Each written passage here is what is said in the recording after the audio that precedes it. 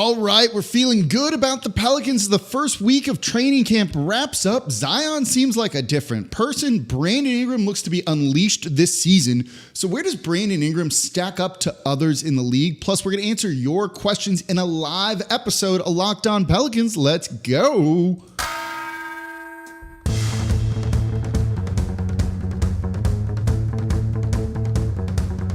You are Locked On Pelicans, your daily New Orleans Pelicans podcast, part of the Locked On Podcast Network, your team every day. Welcome to another edition of Locked On Pelicans, the daily podcast covering your favorite team, the New Orleans Pelicans at NBA, part of the Locked On Podcast Network, your team every day, available wherever you get your podcasts and available on YouTube where we are doing this show live. I'm your host, Pelicans Insider, credential member of the media, Jake Madison, at NOLA Jake on Twitter. Here with y'all on this Thursday, 7 p.m. We do these live shows every single week, especially during the off season. We'll still be doing them during the regular season. I don't know exactly what that's going to look like yet. I'm going to probably do some live from the arena after home games too, and just kind of knock them out there for you with like the arena in the background and everything. It'll be super cool. So I'm excited to be back. Training camp is underway for the Pelicans, and I appreciate y'all joining me for the live show. So thank you, as always, for making Locked On Pelicans your first listen today and every day. We are here Monday through Friday, part of the Locked On Podcast Network, your team every day, the number one Pelicans podcast. So I appreciate you carving time out of your day to be here with me. We saw ABJ504 right in there in the beginning saying comment. Sky Neal saying they're an everydayer. Benoit Robinson was the first comment, was ready here. Phil Cosby 504 says fire Pete Carmichael. Yeah, probably. That sounds about right there. 504 Boy says comments. Jake comments. Yes, all of the comments are great here. Elena G says ABJ 504 is here. We can get started. We missed him one show and we were all nervous because if there's ever going to be a listener award, it's going to go to ABJ 504. Nola G is my every datter here. He says locked on. Jake, you locked on and we locked in. Y'all can be locked on too. Steven Sanders Jr., everyday listener. Andrew Alexander, every day. Big Swole, we'll get into your question about injuries here. Faith of a Saint, let's go. Jason Sims, let's go. I kind of sang that in the beginning, which was like a little unintentional. I was just excited there in the moment. So we'll get to some more of your comments throughout the show. So today's going to be a little bit slightly different. Normally what I do on these live shows is I have like a topic for the first segment. Kind of fill the time talking about that as you start to get your questions going in the chat. Then we kind of just let you take over for the next couple of days, 2 segments, not days. We're not going live that long. We're going to be done before 8 o'clock here. So we launched, though, the Locked On Pelicans Insiders Group, and some we're doing across like all of Locked On. There's a Locked On Saints Insiders Group, too. It's on this service called Subtext, and I'm going to put it into the chat really quickly for y'all. It does cost $4.99 a month, but you get a 14-day free trial. It's your best way to interact with me outside of these. You text me directly, essentially, through this service. It's really cool. What I did for this was ask everyone in the Locked On Pelicans Insiders Group to send me questions, and I promised they would get answered for sure on the show. So I'm excited to see you all here. Oh, I see Ross Jackson there in Locked On Saints. Ross, throw your link down here too, in case everyone else isn't a part of that as well. So I asked the Locked On Pelicans Insiders Group for their questions. And as I said, I'm going to answer them all. And so a couple of y'all sent me some really, really good ones. And I want to look at two questions that came in when it comes to Brandon Ingram. First and foremost, and this one came from Matthew Hamway, basically saying, like, what's Brandon Ingram's ceiling? Where does Brandon Ingram rank and stack up to some of his peers in the league? Guys like Jason Tatum, Jaylen Brown. He specifically mentioned Donovan Mitchell, too. Kind of like those really high-level players that are step below, like the Kevin Durant's of the world, particularly if we're looking at wings and things like that. So I thought that was an interesting question because if you listened to my show the other day, I talked about the Pelicans offense and that I do think Brandon Ingram is going to be unleashed here.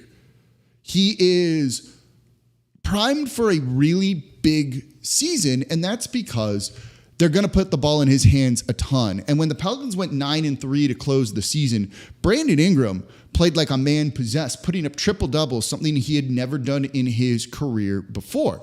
Didn't end up getting the Pelicans into the playoffs, but he was really good for those final like handful of games in the regular season. I'm trying to pull the numbers here for y'all so that we can see the final 12 games where the Pelicans went 9-3, 29 points per game. That's incredible. 8.4 assists, also ridiculously good, and 7 rebounds. He shot 37.5% from three during that too. He was basically just unstoppable. 29 points on 20.6 field goal attempts. That efficiency is really, really good. I love seeing that from him. Putting up two or three triple doubles in that time frame. Two, and he had never done that before. Had a couple of 13 assist games, 2 10 assist games. The creation for others and the distribution and shot making was outstanding for him. So he's in line for a very big year. I rate him below Jason Tatum right now. Do you think I'm crazy for that? Just kind of based off of his career. Don't forget, Jason Tatum is also a very good two-way player. But Jaylen Brown is, a good two-way wing, just earned one of the biggest deals in NBA history there. But he can be above him. Donovan Mitchell doesn't play defense. So if he can add defense to his game, but also do the creation for others, which none of those guys do kind of at that high of a level, I do think that he can elevate his game and get in that conversation of not the best players in the league. At best, he's a third team All-NBA guy is probably what you're looking at with him. But he has very good and strong incentives to reach that level, right? He can definitely be an all-star. That's, not a question. All-NBA, when you have 3 of those teams and only 6 wing spots, you got to be really, really good. The assist numbers will be there. The scoring should be there too. It's kind of everything else. Being on a winning team is going to help. But this came from another question from one of the Locked On Pelicans insiders. Basically, it was just a question about BI's contract situation and Zion's contract situation. There's something called the Derrick Rose rule or the Rose rule that can give you a greater percentage of the salary cap. Max contracts aren't a specific number per se.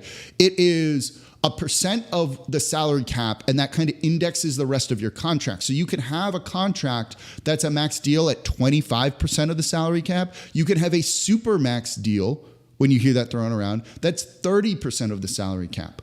When the salary cap is going up by $20, $30 million every year, that's a significant amount of money. Zion Williamson, by not making an All-NBA squad, not becoming eligible for that Rose Rule kicker in his contract, basically left $40 to $50 million on the table. That's a lot of money, and that's over a 4 or a 5 year period. So Brandon Ingram is looking around the league, seeing these ridiculous contracts giving out. Guys are going to start averaging $70 million a season on some of these deals. Or you could have 45. Still real good money, don't get me wrong, but there's a big difference between those two things, isn't there? And so I think BI is plenty motivated. So his contract can be eligible for that Rose Rule deal. That's why he's not interested in signing an extension right now. You may as well play out the season, and if you make it, well, then you get way more money if you're eligible for it. So I think you're going to see a very motivated BI. For Zion Williamson, it doesn't matter. His contract's already signed. He didn't meet that criteria. It's not like if you meet it later, it changes your contract. That contract's locked in. So nothing matters for Zion other than trying to earn more money on your next deal. And who knows what it's going to be like. This is the first year of his extension. In 5 years, the money in the NBA is going to be astronomical if Earth still exists and, global warming and salt wedges don't force us away from here. So he has a chance in the future to make an insane amount of money, and they can both definitely do that. So I'm really excited for what we're going to see from Brandon Ingram. Go listen to that show. I think it's the Wednesday show if you haven't already, or the Thursday show, I forget. No, Thursday show was about Joel Embiid today. It's the Wednesday show talking about the offense and kind of unlocking Brandon Ingram and how they're going to use Zion Williamson off ball more. And this was also a question from one of the Locked On Pelicans insiders. And we'll hit a break here and get back into your comments and everything. And they said, do you think you're going to see Zion Williamson Zion Williamson with his back to the basket more this year, and I do not think you're really going to see that. He's not a great post-up guy. He's a little undersized. He can do it, certainly, and he's got a lightning-fast spin move that works with it, but they want to use him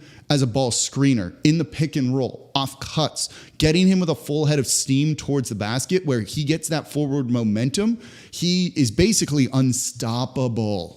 That's, I think, the main way they want to use him. There'll be some post-ups with him, but back to the basket isolation post-up game like that is not really the best way to go about scoring efficient points in the NBA. And when you look at shot types and you look at points per possession by shot type, I'm so excited. I'm talking too fast and stumbling over it here. That post-ups are one of like the least efficient ways to score points in the NBA. If you have a guy that's good at them, like Valanciunas is, like, yeah, use it. But compared to catch and shoot threes, compared to dribble drives, dribble handoffs, pick and rolls where the ball handler has the ball and attacks, it is worse than all of those. So if you want to lean into efficiency, it's not with post-ups. So I don't think you'll see Zion have a back to the basket game, really. So we'll have a couple more questions from the Locked On Pelicans insiders, and then we'll get to your questions as well. The link is in the description or in the chat, and it'll be in the description down below once this gets posted everywhere. So we'll get into those coming up. One includes jersey talk and arena talk, which is going to be fun too. You see it on the side, the Pelicans win total, and we'll get to your questions, your comments, everything in today's live episode of Locked On Pelicans.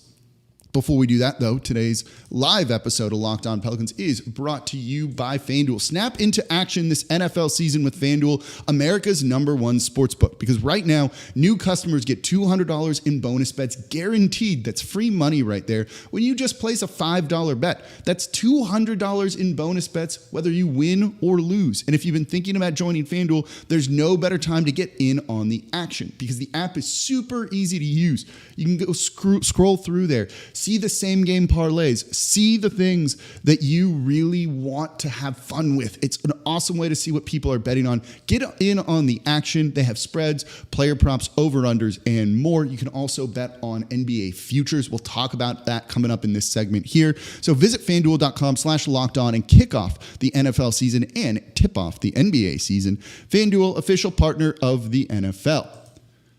All right, thank you for making Locked On Pelicans your first listen today and every day. We are here Monday through Friday, the #1 Pelicans podcast, coming to you as part of the Locked On Podcast Network, your team every day. If you want to support the channel, become an everydayer. If you're an everydayer, let me know again in the comments here on YouTube. And don't forget, join the Locked On Pelicans Insiders group, the subtext there. We get to chat with y'all with everything. You can message me directly, and I message back. You take the time to interact with me, I'm going to take the time to interact with you because I appreciate it, and the show is here for you. If you don't like it after 14 days free, don't worry about it. The show is still free in 5 days a week for y'all, and I'm just happy that you're here with me because the NBA season is back. It was a lot of fun. We got a ton of stuff for you on the Locked On Pelicans YouTube channel. Exclusive interviews with Zion Williamson. Got one with Dyson Daniels, CJ McCollum. If you like the collective bargaining agreement stuff, the nitty gritty of the NBA, I talked with CJ about that. I'll drop the one with BI and Trey after I edit that one a little bit because they got a little bit fun on there and it was great. I also want to put the one of Herb Jones and Antonio Daniels at the same time. He hung out with me for that too. So it was a really cool day. So make sure you subscribe and listen every single day. So I mentioned FanDuel there. The Pelicans over-under for wins is 44.5. And you've heard me say that I'm bullish on this team because I think they're better than outsiders are kind of looking at because they don't cover the team on a daily basis. If you go listen to my show about the Pelicans offense, you know the offense is going to be much improved this year in the specific things that they're doing. Vegas isn't covering the team like that. They don't know that. So when FanDuel sets the over-under at 44.5 and you think this team's going to outperform that, go jump on that number. You know, if the question here was, what's the Pelicans win total if you get 60 to 65 games from Brandon Ingram and Zion Williamson? That means basically that they were healthy the entirety of the season. They're going to beat 44.5 wins. I'm pretty confident in that. Might be 46, 47 wins. I don't know if they get to 50, but they should go over 44.5 if they're healthy. They were first in the West in December. They had a very strong winning percentage last year when Zion was healthy. If you're telling me he's playing 60, 65 games, you're getting health from him, essentially. They're going to kind of blast past all of that. So let me get to some of the comments here. And I do want to answer this one other question that was posed to me in the Locked On Pelicans Insiders group. And it was actually like a very, very good one. But let's shout some of y'all out here because you're taking the time to be here today. And I think, that's what we really want to see. Alfonso Banks, yo, Jake, man, thanks for all the hard work putting the show together. Oh, look, I appreciate doing this for y'all.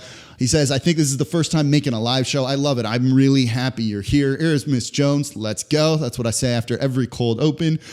Jacob says, Jake, what's up? Just, hanging out with all y'all. This is a ton of fun right here. Hayden, Silver Wolf, every day, or whether on YouTube or audio podcast, you're down under too, Silver Wolf, right? Am I remembering that correctly? Hayden says, anyone's hoping that last year was the worst possible thing that could have happened with this team and can only get better from here because damn, I hope that. I mean, yeah, right? Like they missed the playoffs. The only way it gets worse is if they miss the playoffs again. But if they miss the playoffs again and they're worse than they were last year, they get a better draft pick. They were kind of stuck at 14? It's not an ideal place to be in. So that was kind of like the worst thing. You don't get a good draft pick, but you don't make the postseason. That's not great. So if they make the postseason, it's certainly better. If they're worse than they were, it's disappointing, but better draft pick. So that's a good way to kind of look at it here. Jody Harrison says, let's go. Big swole since Brandon Ingram will be handling the ball and bringing it up the floor. We do know what his press coverage ball handling look like because watch him get ripped to the pass. I mean, he's working on all of that. And I think when you free him up with proper spacing too, he has more room to operate. And that's been a little bit of the problem. He's put on a lot of muscle. You can see it in him. That's also going to help with guys playing right up on him, I think, too. Brian Clutchin says, comment, dig it. Love that. Jacob Fangu says, does Taysom Hill play point guard? Maybe. He seems like he could almost do everything, right? Andrew Alexander says, with Trey out right now, do you think Hawkins is going to get some decent minutes early in the season? I feel like he's made for the offense that we're trying to run. He is made for the offense that they're trying to run. That's why on draft night I said he might be the best fit of the draft. There's very much a ceiling on who he is as a player and what he's capable of doing. Like, I mean that, right? This is not one of the best players in the draft, but he fits. The problem is he needs to do some other things to stay on the court. Right now, his value is shooting 45% or more from three on decent volume. If he's not doing that, he doesn't bring enough else to the table yet. He's a rookie, grows over time, right? We're not kind of condemning his career right now. So I think over time that we'll be able to kind of see him grow into more of that role and everything. But I don't know if he's going to get minutes right away. I think you'll see someone like Najee or Dyson Daniels be given these opportunities before you're going to see them really turn to Jordan Hawkins just yet. All right, who else do we have in here? Thomas Atkinson, I've been waiting all day for the live show. See what you did there. That was good. T5 DeGreat, go Pels. I love it. Dark Knight, what's up? What's up with you, dude? Zion is unguardable, but he needs to be healthy. Fully. He absolutely needs to be healthy. I'm on Fox 8 tonight at like 10:35 p.m. on The Final Bet, I think is the name of their show. We were talking about Zion's health before the show. Juan Kincaid and Garland Gillen were asking me if I thought Zion was going to play, in preseason. Like, I expect that he will. So keep an eye out for that. T5 DeGreat says the best ability is availability. Inferno says winning, changing everything. It absolutely does. So I'll get to more of your comments in a minute. Let me jump to the final insider's question here, and then we'll turn it over to the third segment. We can go as long as we want. We can go for a little while and answer all of your questions. We got a lot of folks in here, so I appreciate you, again, taking the time out the day. We'll get to as many as we can, if not all of them. If we got to stay late, let's stay late for you because y'all make the show. Final question from an insider was more about the arena and retro jerseys, which I thought both of those were good questions. On the arena front, look, I don't think anything is imminent on any of that right now, and the question was, and this was a great way to think about it, was if they start to have a winning season this year, like a good year, and a good year next year, does that get maybe more buy-in from the stakeholders to make a new arena happen? I'm of the mindset, because I like basketball and I don't really care where it's played. I just want to watch the Pelicans play. Good arena, bad arena, it doesn't matter as much to me. So I'm not the best person to ask this just because of the way I'm watching the game and what I look for, right? Like, they sell beer at the arena. I'm happy. I actually think the prices are somewhat reasonable on it. Not amazing, but somewhat. So with all of that said, if you want to attract more fans, you want to have like a world-class experience, yeah, that arena doesn't cut it. Don't get me wrong. This is going to be a fight, right? You've got to commit a lot of municipal money, city, state funds to this sort of thing. You've got to find a place. They're building that river district downtown. Is there a spot for an arena in there where it makes a ton of sense? And looking at the map of it, the master plan, not so sure. Do you renovate the Smoothie King Center? Is it worth doing that? And what does that look like? And then the question is, who pays for all of this, right? Gail Benson has money. Does she have enough money to build a $1 billion arena? I don't know if she has that kind of cash on hand. So how do you handle all of that stuff? And certainly even if she did, she doesn't want to pay for all of it herself. They try and get stuff otherwise. So it's going to be a big deal. But having a team that sells out consistently, and they do sell out, they get a lot of tickets sold. They also give a lot of tickets away for like free to schools and kids like that kind of mask those numbers a little bit.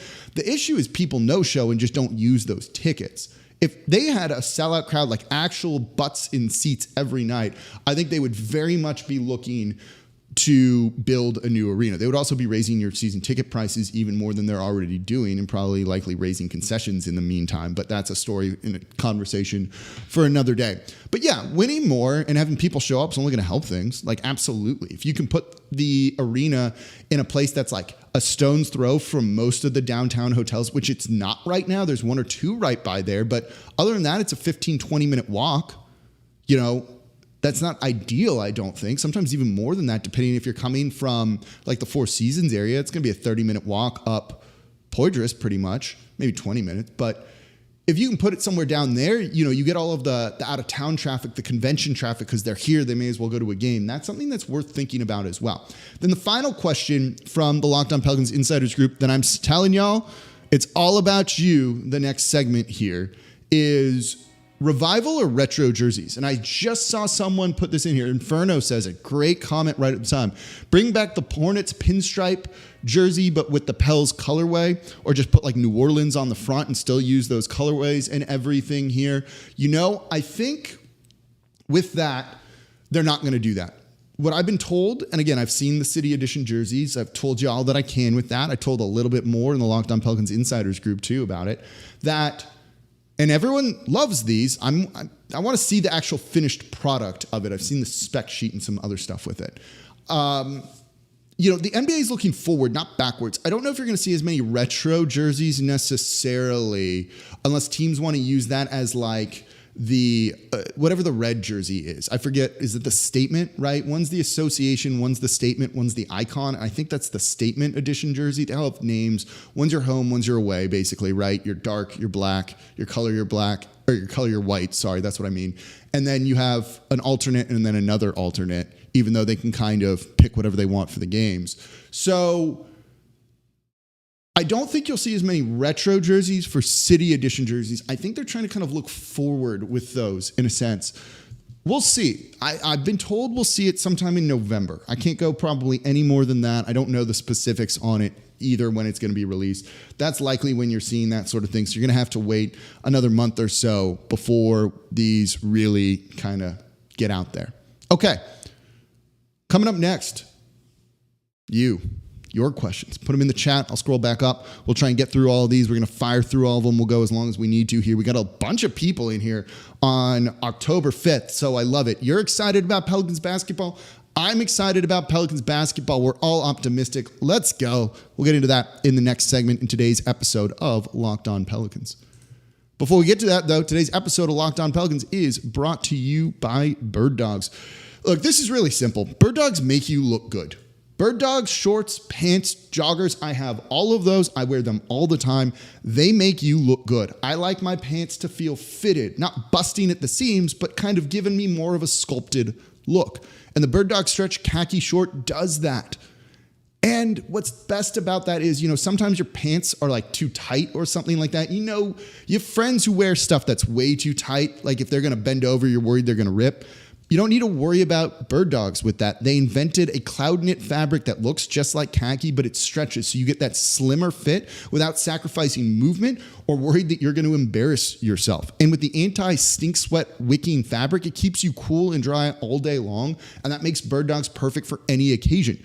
I'm golfing this weekend. Good chance I'm going to wear a pair out there on the course. If I want to go hang out with some friends after, probably will. I'm going to have them on too because it fits there. You could wear them on a date. You could wear them to the pool, just lounging around for work, whatever it is. They're awesome. I wear them all the time. So if you want to give Birddogs a try, go to birddogs.com and enter promo code LOCKEDONNBA at checkout for a free Birddogs water bottle with your order. That's birddogs.com/LockedOnNBA for a free water bottle at checkout. You won't want to take your Birddogs off. Trust me, I promise you, because I don't. I mean, I take them off on occasion. I wash them, like, don't get me wrong. And they hold up well. They don't lose the color in the fabric or anything like that.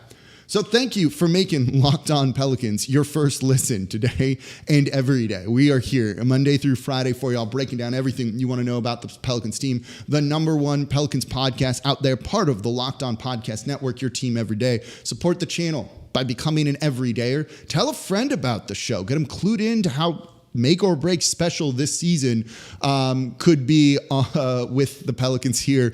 So I'm excited. I hope you're excited. And look, the show is done for y'all. I appreciate you taking time out of your day. If you don't listen every day, it's okay too. If you listen once a week, that's fine. Give 2 times a try. I'll take once a week though. I love your passion for the team. It gets me going. You hear the excitement in me. I'll be up till like 2 a.m. certain times doing this. Not because I necessarily want to be. It's because it's for you, and I love your passion and sharing this with you and just hopefully making the season a little bit more interesting and everything for you here.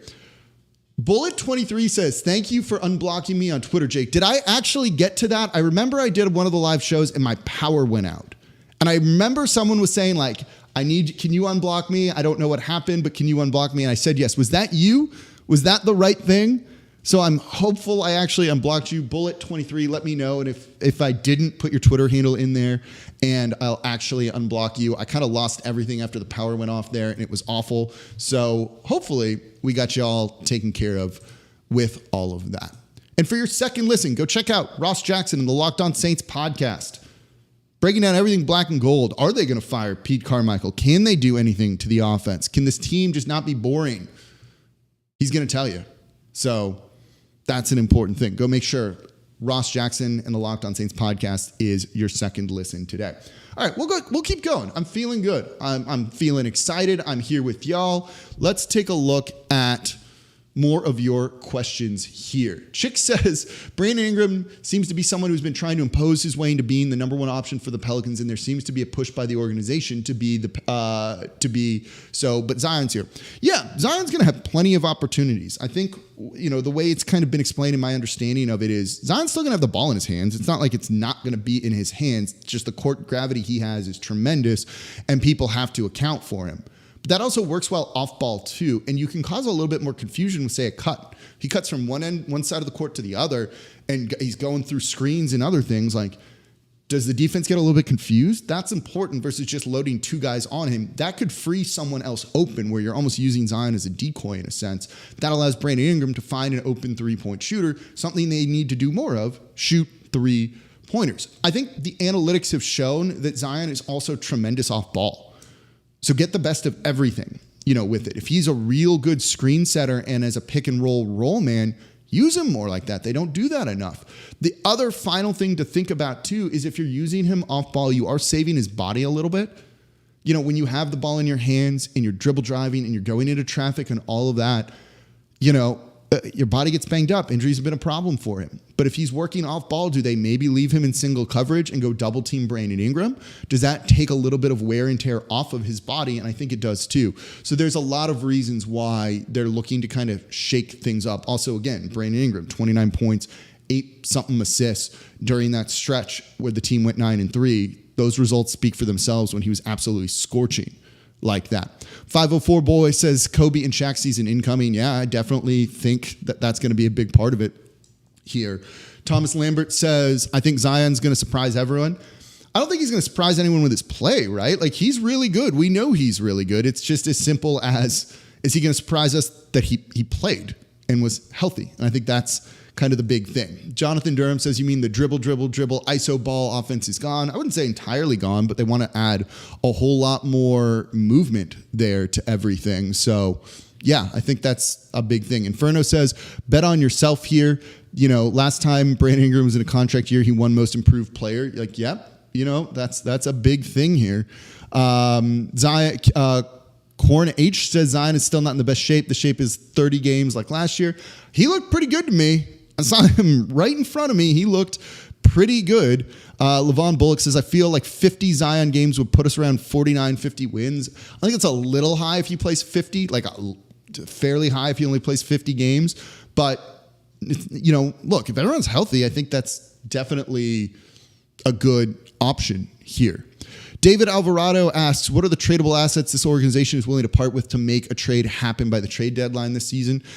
Look, I think anything is on the table. Those Bucks picks have lost some value. You know, the Lakers pick, you can delay a year, so you don't have to use it this year. That one might have more value just because it's a little like less known what it could be.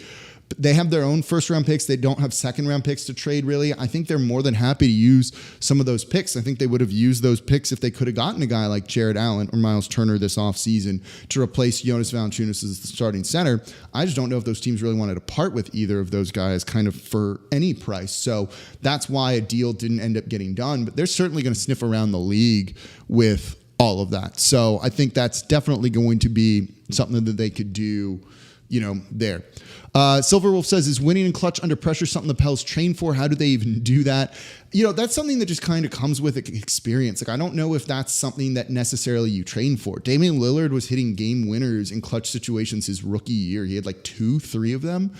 You know, sometimes that's just, you got to rise to the occasion. But clutch numbers, when you look at all of those, and you can look at that on the NBA.com/stats website, there's a lot of noise in there because there's such small sample sizes that like I don't really think you can make determinations on if someone's clutch or not.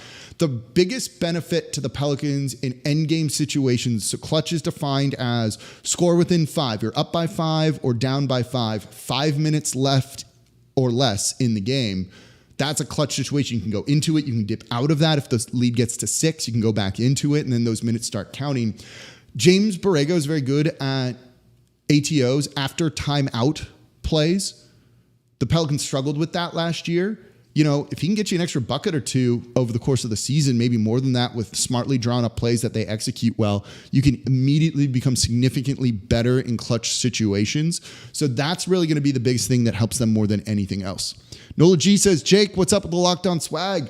We don't really have Locked On swag. You know, we're not a t-shirt company. I'm a podcast company. We're a podcast company here at Locked On. We'd rather invest our resources into making our shows better, putting additional content out there for you as opposed to like a Locked On t-shirt or something like that. I know people would buy them, but it's just, we can use our bandwidth, our resources, our energy to just put better products out there for you instead of t-shirts. So that's what we focus on. They send me some stuff. I've got some official Locked On things. I'm golfing on Sunday. I'm going to probably be wearing one of my Locked On hats. But I don't think we're really going to have stuff like that coming out for y'all to buy or anything like that. Maybe I'll do stickers again and I can give them out to y'all for free because that was an easy thing to do. Derek says, have you heard anything about player reactions to Teresa Witherspoon leaving? No, you know, they loved her, but they also get it. And they, you know, they're focused more on winning.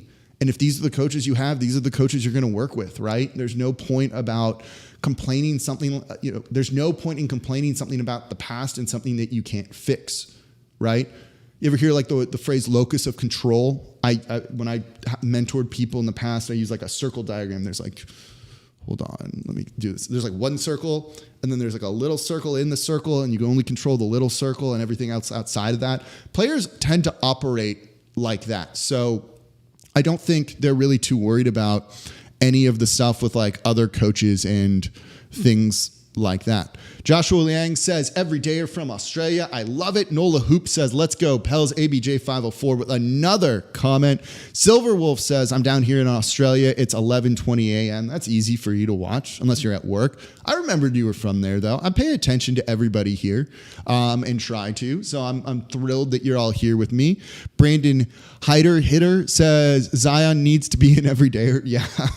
Every day on the court, he doesn't need to listen to the show. I know people within the organization listen to the show in some capacity. Zion doesn't need to listen to Locked On Pelicans as long as he's playing. Don't need anything to take away from him being on the court, not that this would. EC says, I think people are underestimating Jordan Hawkins. I'm a believer. Look, he has potential to be a really useful player. Rookies that are one-dimensional and often struggle to adjust to shooting at the NBA level right away worries me a little bit. Doesn't mean that he won't be totally fine, and can do it over time, and he can add to his game. And we kind of saw flashes of those other things, the rebounding, attacking the basket, the passing, even some of the defense in Summer League. But Summer League's different than the actual NBA season is when you're going up against some of those players. So I do think that over time he can get there. I'm just a little skeptical if it's going to happen rookie year, meaning I don't think he's going to get a ton of minutes. Trappa BG, taxpayers will pay. I'm assuming that's for the arena. That also then maybe means the Pelicans can go into the luxury tax a whole lot more. Kendall Jones Sr. says, also an everydayer. Go Pels. Go Pels, my man.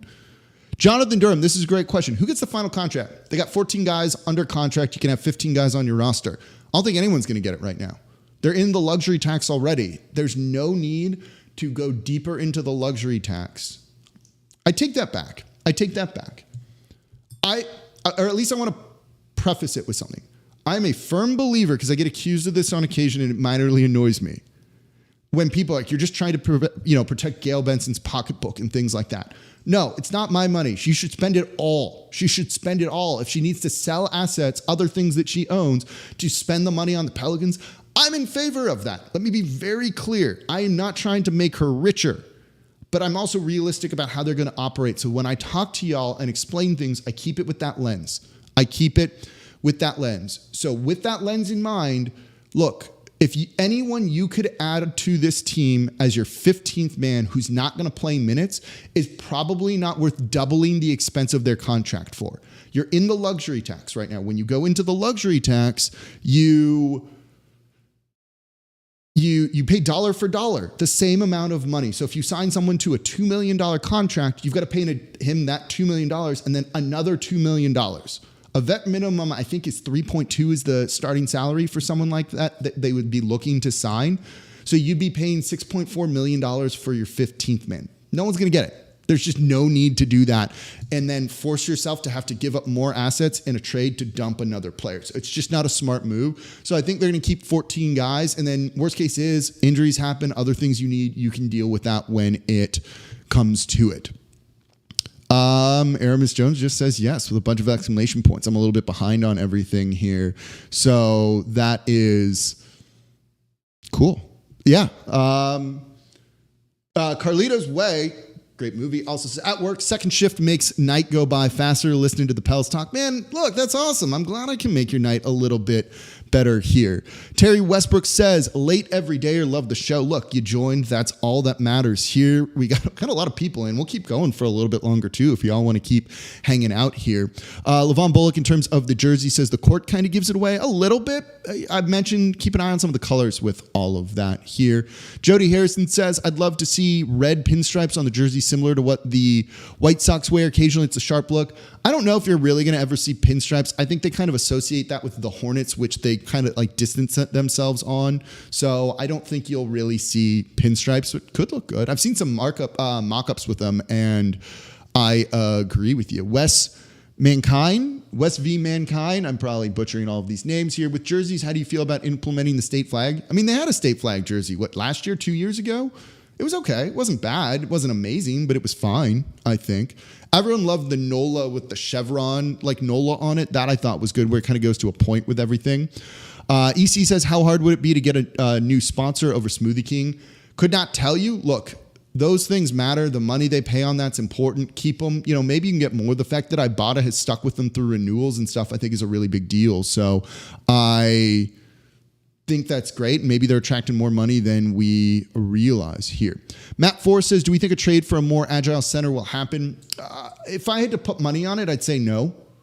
I think they tried over the summer, but I think they want to see what they have in this roster with Jonas Valanciunas, and I wouldn't necessarily be shocked if they extend Jonas Valanciunas just so you don't even risk losing him for nothing. They're going to be over the salary cap, right? The NBA, for those who don't know, has kind of couple tiers when it comes to the structure of the salary cap. You have the salary cap, and once you're over that, you can still spend money.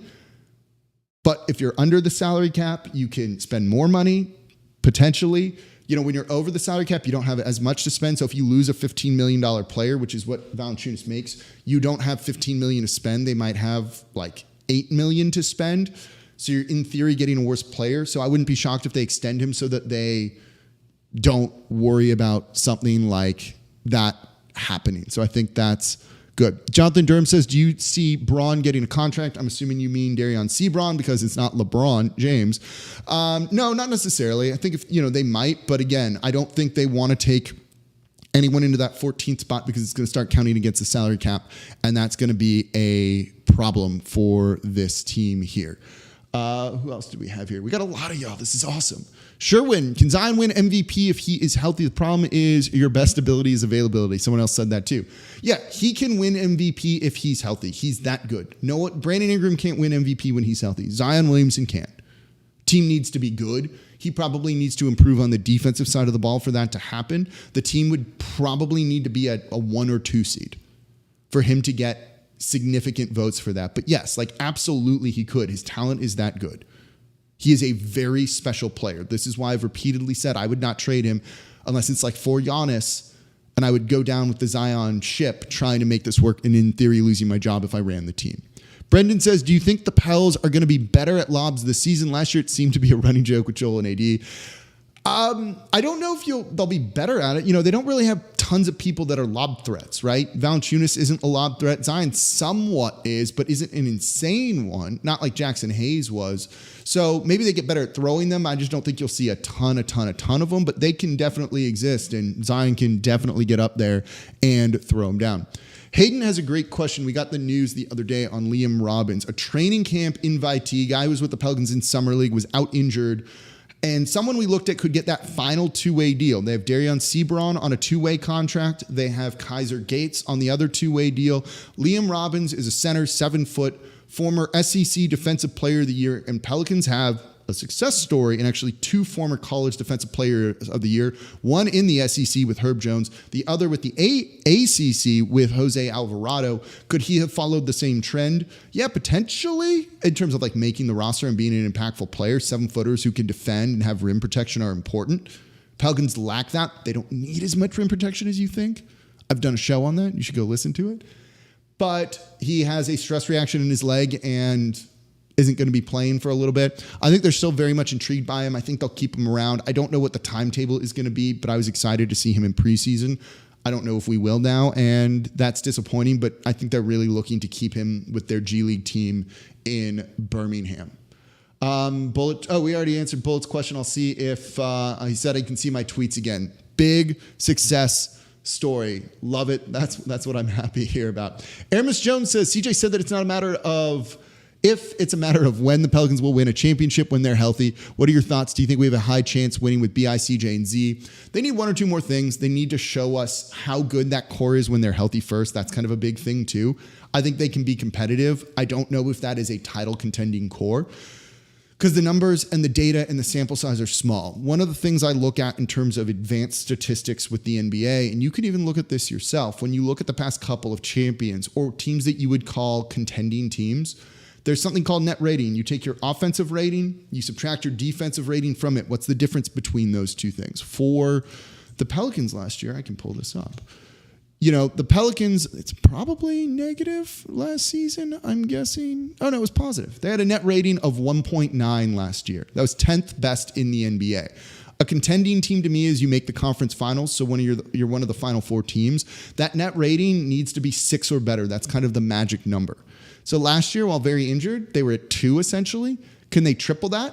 Maybe. We got to see it though. And it's not worth reading into those 10 games that Brandon Ingram, CJ, and BI played together because it's just not a large enough sample size to tell if it is. That number could be high, could be low. doesn't mean anything right now because we just don't know some of it. So that's the kind of metric to keep an eye out when those lineups are out there. It's not just those lineups, it's the team overall. Net rating is the team. Your starters are going to have a higher net rating than 6, whereas your bench is going to have a worse net rating than that, thus bringing it to like an average number right there. So keep that in mind when it comes to looking at some of these, advanced statistics with here. I just lost my spot. I don't know why YouTube decided to do that here. So if I don't get to some of your questions, maybe put them in there again. We'll allow for that. All of you are being good and no one's spamming the chat. So I appreciate all of that here. All right. Let me read. Oh, you're just all talking amongst yourselves. That was really cool. Terry Westbrook says, enjoyed your interviews with the players. You're good at your craft indeed. Thank you. I appreciate that. I was actually kind of nervous that day. I have 2 more that I'm going to be dropping before the weekend's out. Maybe I'll put the one up with Herb Jones, and Antonio Daniels was just there and he was like, can I hang out with you? And I was like, yes, sir, you can. Antonio Daniels, good friend of the show. One of the nicest guys. I loved seeing him. So I'll get that one out to y'all. And then the one with Bi and Trey where they just had some fun and it's really funny. I might even send the whole like uncut, uncensored one to the Locked On Pelicans Insiders group. So join that and you'll probably get all of that. Yeah, Benoit Robinson says, really looking forward to the Bi and Trey interview. He says he signed up for the subtext today. I love it. Thank you there. Thomas Atkinson says, Jake, do you think the Pelicans can make it to the finals if they're all healthy? Yeah, and I'm going to put an asterisk on it that like other teams aren't all healthy too, right? Any finals run you make, you need a little bit of luck on your side when it comes to that. You're going to need injuries to other teams. There are other teams that are better than the Pelicans even when the Pels are healthy.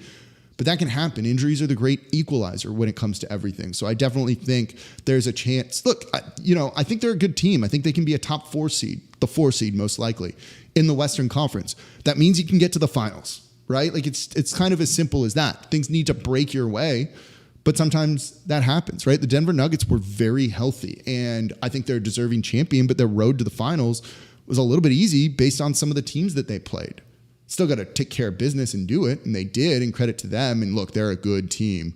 But you get what I'm saying with all of that. So I think when you look at that, yeah, of course, there's like an opportunity for them. Jody Harrison says, do you think a WNBA team could work here? This is a great question. Perhaps a renovated municipal auditorium. Yeah, I mean, look at the success that LSU women's basketball is having right now. They're selling out up there. Maybe you put the team up in like Baton Rouge potentially too, if they're kind of going crazy for all of that, particularly if you can get 1 or 2 of the LSU players on there through the draft or something. I think that would be an awesome thing to do.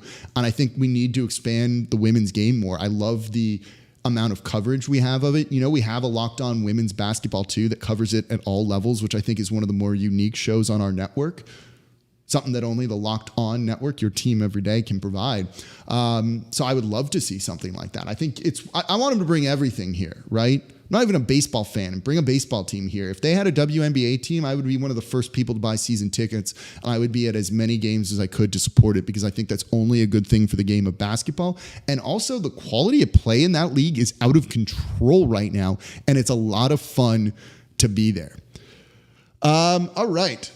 Let's keep going. Joshua Liang, how are Dyson and Hawkins? Dyson, they think, is in store for a breakout year. I think he's going to be able to impact the game in multiple ways. I have an interview with him where he talked about it. He also gave us a little bit of insight. He likes to DJ. Said that's one of the things he does with his spare time. But I like that he played with the Australian national team over the summer. I'm a big believer in play a lot of basketball, do a lot of things. He's doing that. So I think that's an awesome thing. Infernos asks, any plans on doing a live road show, maybe at a local bar or a restaurant here? Yeah, if someone's got a location, have them reach out to me. I'm open to doing all of that. I want to do more. I have the road set up now that I got ready for media day and everything.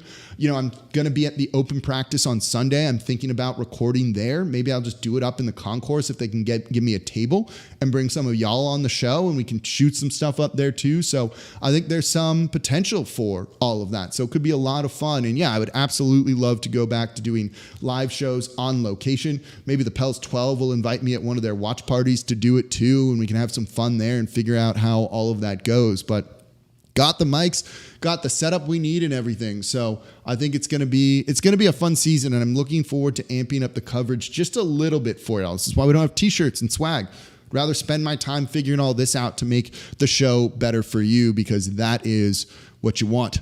Jessica Anderson says, hey, Jake. Hi, Jessica. How are you doing? She says, go Pels too. Reed Wilson clapping back. I love it. The fact that you're all friends in there is like so fun to see. And I dig it. Mac Two Fleet says, will we see a lineup with Trey, B.I., and Herb? Like, yeah, you'll also see Zion in it and CJ McCollum too. I would imagine you'll see that lineup. Absolutely. Where you just sub out Jonas Valanciunas for Trey Murphy. They've talked a lot about using Zion at the 5. There will be a show on that next week. Small ball in general for the team. So yes, I definitely think we're going to see that. Joseph Jean Baptiste says, I want to see Liam Robbins make the roster. Let's get him playing and healthy first, maybe on a 2-way first before he makes like the actual roster. So that is the first step there. But I think people are very excited for everything. Oh, West Mankind says, hey, Jake, not the city of New Orleans, the actual state flag of New Orleans. The blue one with the Pelicans could be a good look. Yeah, it could. It could. I would like that. I think they need to tap more into Louisiana, the general region versus the city of New Orleans and Mardi Gras and things. So yeah, I think that is a great idea when it comes to all of that here. So I think you'll see them maybe do something like that eventually. And, you'll see. I'm not sure exactly how the long-term preparation on the jerseys is done, but there's some other refreshes and things like that coming as well. So yeah, keep an eye out for all that. Someone else I saw asked about that. No, we're not going to go more into the jerseys. Y'all ask about that and the Bally Sports thing so much. I think I saw someone mention Bally Sports in here. There's no update. It's going to be on there this season, as far as I know. They can take it in-house. The NBA can do it if they need to. I don't think that's on the cards just yet. I think they're still working out some logistics when it comes to some of that stuff. That's a lot harder to do than people realize and costs a lot of money too. And again, if they're, not shelling out to pay the luxury tax, are they shelling out $30 million to get all the infrastructure going with that? So that's something to keep in mind.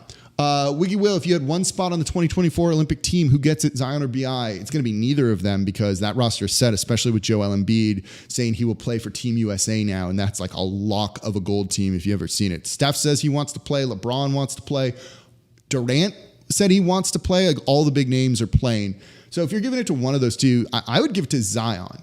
Look, B.I. didn't have a good run with Team USA. He knows it. It just doesn't suit his style of ball. He's got to be the main guy, which is why the Pelicans want to make him the main guy on this team this year. So I wouldn't put him on. I'd put Zion, who's just unstoppable. Like, unstoppable. Where there's no offensive goaltending, right? Even defensive goaltending in FIBA. Zion just going to get those second misses and slamming them down with the offensive rebounding he has. Yeah, I know, Wiggy Will. If I had to choose, I'm building up to it. You're lagging behind a little bit here. I'm just messing with you. It would be Zion. He's just unstoppable. Again, the guy shoots 70-something% at the rim. Like, no one does that in the NBA. He scores more in the paint than anyone else does in the league. Scores more than Giannis in the paint. That's incredible. He's unstoppable. So I put Zion on everything. And also I want him playing more. Get him playing more so that he comes in the season in the best shape of his life. We've heard Coach K from Duke tell the story to Stan Van Gundy. The best way to keep Zion in shape is have him play basketball, not running, not doing conditioning, right? Not working out. It's just playing the game because he loves playing basketball. I assure you that. That comes across from talking with him. He loves the game of basketball. So have him play basketball and he stays in shape. It's really that easy. Young Kilminati says, I don't want Zion playing with LeBron. You're worried about him trying to poach him and do some tampering and get him to come to the Lakers or something like that. That stuff happens on Team USA, but maybe Zion convinces them to come to New Orleans. That's not how that works, unfortunately. I wish. All right, a lot of y'all talking about the open practice. I will be there Saturday. I see a bunch of y'all will be there as well. If you see me walking around, please say hi. Don't think you're bugging me. You're not. Again, this show is for you. Everything I do here is for you. And I cannot thank you enough for making Locked On Pelicans part of your day.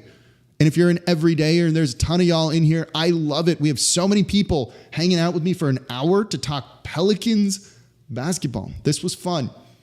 We're going to wrap it up here, though. I need to eat dinner and get some rest.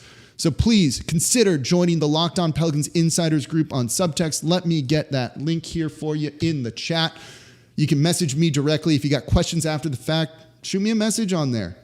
It's also free for 14 days. and I'm going to be sharing all the inside information and everything here. So I will absolutely be chatting with y'all, and I'm excited about everything here with you in this season. So thank you for making Locked On Pelicans part of your day, your team every day. As always, I'm your host, Jake Madison, at NOLA Jake on Twitter. Be back with y'all on Monday. Maybe we'll be doing a live show from the Smoothie King Center. I appreciate y'all. Thank you. Bye.